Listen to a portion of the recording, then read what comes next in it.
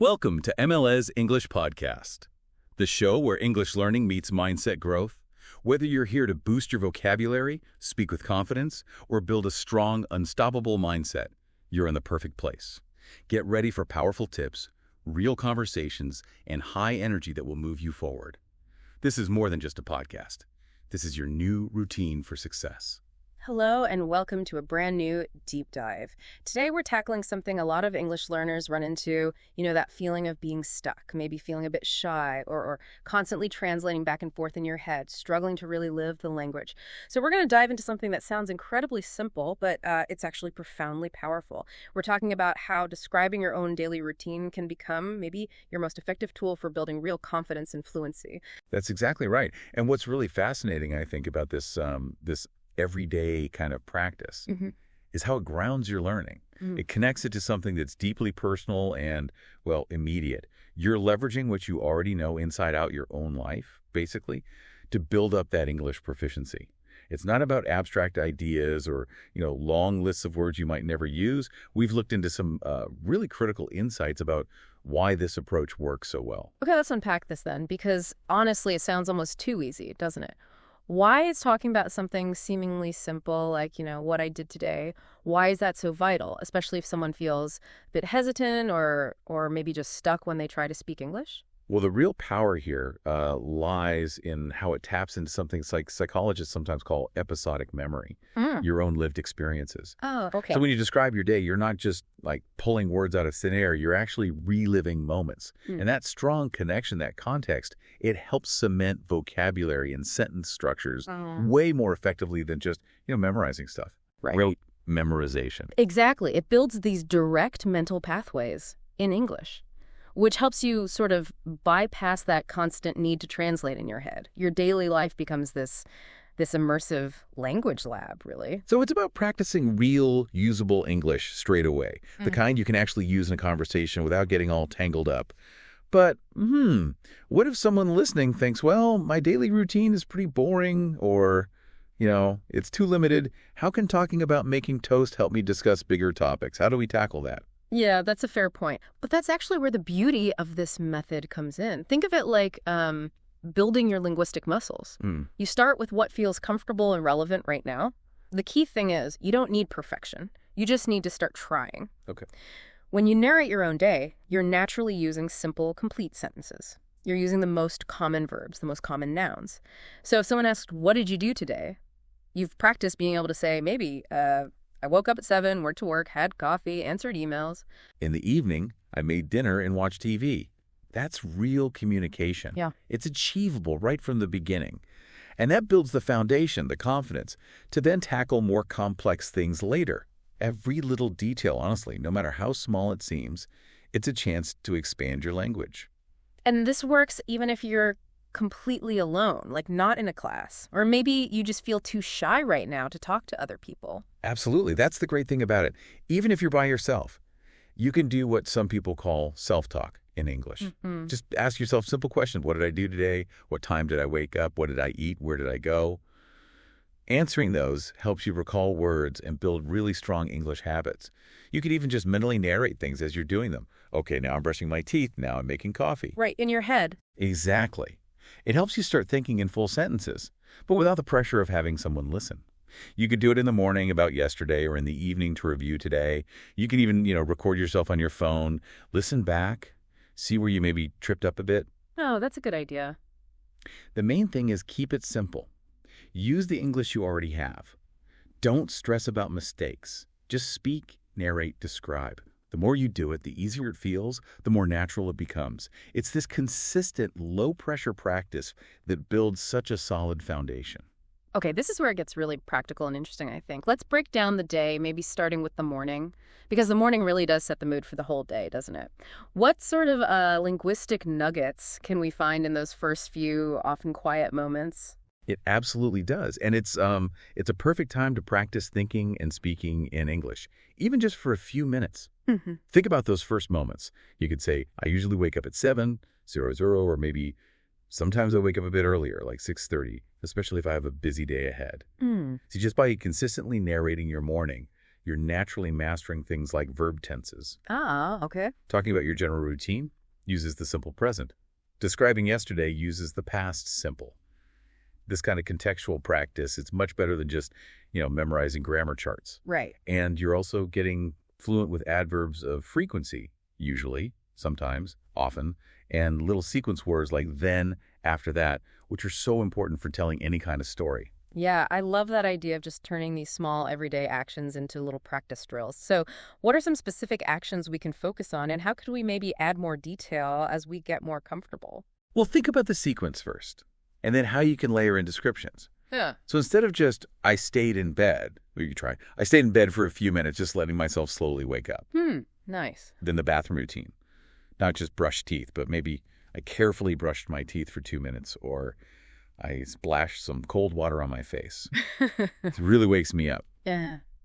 Even a quick shower, if it gives a chance. I quickly jumped in the shower, letting the warm water wash away any sleepiness. Maybe I hummed along to some English music or listened to a short news update. Yeah. After the shower, I dried off quickly and put on some clean, comfortable clothes, thinking about the day. See, every added detail, every slightly more descriptive verb, it expands your active vocabulary. And then, inevitably, getting ready leads to the kitchen. Breakfast time. What kind of language pops up there naturally? Oh, the kitchen is brilliant for this. Simple, relatable actions. You might say, I usually eat something simple like toast, eggs, and maybe some fruit, or sometimes I just have cereal with milk and a banana. Right, standard stuff. Yeah, but then if you have more time, maybe I make an omelet or a bowl of oatmeal. The idea is to maybe try eating slowly, enjoy the food, perhaps while drinking coffee or green tea. As you get better, you add adjectives. Crispy toast, scrambled eggs, juicy fruit, crunchy cereal, creamy milk, ripe banana, aromatic coffee. Ah, okay. So you start simple and then add layers. Exactly. Yep. Just consciously adding one descriptive word to your narration each time can make a big difference. Simple present tense, basic food words, adjectives, it's all very manageable, but builds up. And what about other things? Like, do you check the news while eating? How does that fit in? Yeah, some days maybe you watch a short video or glance at the news headlines. Notice the different verb choice there. Check versus glance. Other days, maybe it's about just enjoying the quiet and listening to the birds outside. Yeah. And then before you leave the house, that little routine. Quickly check my phone for the time, messages, calendar, then pack my bag with the essentials: phone, notebook, keys, water bottle. Yeah. Every single step is a chance to mentally narrate in English. It reinforces the words, the sentence structure. It turns those passive moments into active learning time. Okay, let's shift gears now. We move into the middle of the day, the afternoon. Things often get pretty hectic then, right? Work, school. How on earth can we keep up the English practice when our minds are totally focused on professional stuff or studying? It feels like there's just no space left. Yeah, that's a really critical question. And this is where we kind of shift from, let's say, dedicated practice time to more integrated practice. Integrated. Yeah, okay. Yeah, and the advice here is actually very practical. Even if you're super busy, you can still find little moments, maybe just 5 or 10 minutes, to listen, repeat, or practice mentally. For example, after lunch, you might just think to yourself, okay, I'm heading back to work now. Or maybe notice, sometimes I feel a bit tired after eating, need a coffee. These little phrases describe how you feel, what you're doing. They're very practical things you can use immediately. It's all about finding those tiny windows, those micro-learning moments. So even just noticing how you feel, your energy levels, that can be part of the practice. That's quite clever, actually. What about the actual work or study tasks themselves? Exactly. And for the tasks, think about describing them. Checking and answering important emails, maybe quickly answering emails, or reading messages from my colleagues. Joining meetings, often short ones, like a 30-minute video call.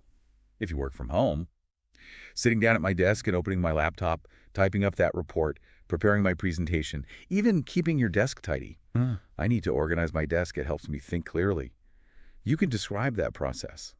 Okay, I tidied up my workspace before I started my main task. Right, so you're sort of narrating the work process itself in English. Precisely. You're embedding the English into your actual productive time, not trying to add something extra on top. And breaks. Those precious short breaks during a busy afternoon. How can we use those for language without making them feel like more work? Yeah, those breaks, often around maybe 3 p.m., they're a great opportunity. You could narrate making tea, drinking water, having a small snack. I'm having an apple, just grabbing a quick biscuit. Simple stuff, even a quick 10-minute walk outside, going for some fresh air. You're describing movement, simple pleasures. And if you do happen to have a slightly longer break or some downtime, that's a perfect chance for some active English study.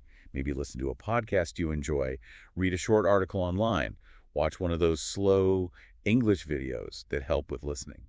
And one technique that gets highlighted is shadowing. Shadowing. What's that exactly? It's not just repeating words after someone.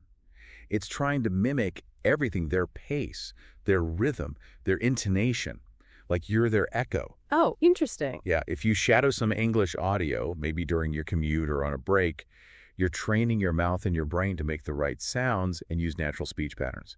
It really helps fluency and pronunciation. Think of it like singing along to a song to learn the tune. Okay. Any final tips for wrapping up the workday, maybe connecting it back to that mindset piece? Yes, definitely. One suggestion is to quickly write down or jot down what you actually got done before you finish work. Helps you stay organized. Yeah. But also, maybe try writing down one new English word you learned that day. Or even just one sentence in English to describe how I feel. Something like, I managed to finish all my main tasks today, and I feel really satisfied. Ah, I like that. Yeah, it helps with reflection, it makes the new vocabulary stick, and it gives you a nice little motivational boost, acknowledging your own efforts. It turns your to-do list into a little achievement log celebrated in English. And then the evening. The energy shifts, doesn't it? The workday fades and there's this different rhythm. Time to wind down, maybe reflect, hopefully get some rest. How do we keep the English practice going smoothly during these quieter hours, especially if our brains feel a bit fried? It is a different feel, definitely. A time to relax and review. And it's also where you naturally start using more past tense to reflect, maybe even future tense if you're thinking about tomorrow. So the routine might include getting home, taking off my shoes, sitting down for a few minutes just to, relax. Decompress. Exactly. You might turn on the news or put on some calming music to unwind. These are simple actions, common verbs, useful for describing leisure time. And dinner, naturally. That's a big part of the evening for most people. Absolutely. So either making dinner or maybe ordering takeout if I feel too tired to cook tonight, eating dinner with family if you can, and just talking about your day, sharing stories. That's fantastic, natural conversation practice right there. Yeah. Afterwards, simple things like clearing the table, cleaning the kitchen, doing the dishes. These are repetitive actions. You can narrate them quietly to yourself in English. Reinforces those action verbs, household words. You can even just narrate simple thoughts like, I'm glad I made this tonight, or, okay, time to clean up. What about right before bed, as we're actually getting ready for sleep? Yeah, the wind-down routine, maybe taking a short walk after dinner helps some people. Good for digestion, clears the head. Then before bed, perhaps reading a book or listening to some quiet music, or maybe even a guided meditation in English. Taking a shower, brushing my teeth, those final steps. The main goal is reflecting on the day, preparing for sleep. And you can do that reflection in English. Maybe mentally list a couple things you achieved, even simple thoughts like, okay, I feel tired now, but it was a good day, or I feel content. That's valuable practice too. It links the language to your feelings. Right. It's not just actions, it's feelings too. Exactly. It makes it a whole day English experience, really, from the moment you wake up to the moment you go to sleep. So, pulling this all together, what does it really mean for you listening right now? We've gone through so many examples, turning everyday moments into these little language power-ups. Well, the core message, I think, is this. You absolutely can talk about your day, whether it's what happened today specifically or just your typical rhythm. You just think about it and articulate it. What time did I wake up? What did I eat? Did I work, study, look after the house? What happened this afternoon? What's my evening like? What do I do before bed? Answering those questions is real progress. You're not just, studying abstract English. You're actively using English. You're starting to live in English. One sentence, one thought, one descriptive little phrase at a time. It's about empowering yourself through that internal or external narration. That is powerful living in English. And the recurring theme seems to be building confidence step by step and not getting hung up on being perfect, right? Just keep doing it until it feels easier. Absolutely. The more consistently you practice this, the easier it genuinely becomes. It might be one sentence today, maybe two tomorrow, perhaps a whole little story about your day next week. It's about building that strong, consistent habit. And that habit naturally transforms your language skills. You're not just learning lists of words, you're actually building the brain pathways for speaking English more automatically. This deep dive has really opened my eyes to how much potential there is just in our ordinary daily lives for English practice. It's quite amazing. But connecting this to the bigger picture, it does spark a deeper question, doesn't it? Something for you, the listener, to think about, or maybe for us to explore more next time. Yes, definitely. Moving beyond just describing what we did, how might the actual act of articulating our routines in English, how could that start to shift our underlying mindset? Could it maybe change how we see our own productivity? Or help us manage stress by mentally processing the day's events in a structured way? Right. Could it even help clarify our goals if we consciously narrate them as part of our routine? And looking ahead, how does getting comfortable talking about familiar routines in English prepare us not just for chit-chat, but for dealing with the unexpected, for adapting to situations that aren't routine, or for planning future activities that deviate from the norm? These sorts of questions, they really bridge the gap between consistent language practice and genuine personal growth, real-world readiness. That's a wrap for today's episode on MLS English Podcast. If you enjoyed it, make sure to subscribe, leave us a review, and share this episode with someone who's serious about growing in English and in life. Keep practicing, keep pushing, and we'll see you in the next one. Let's grow together.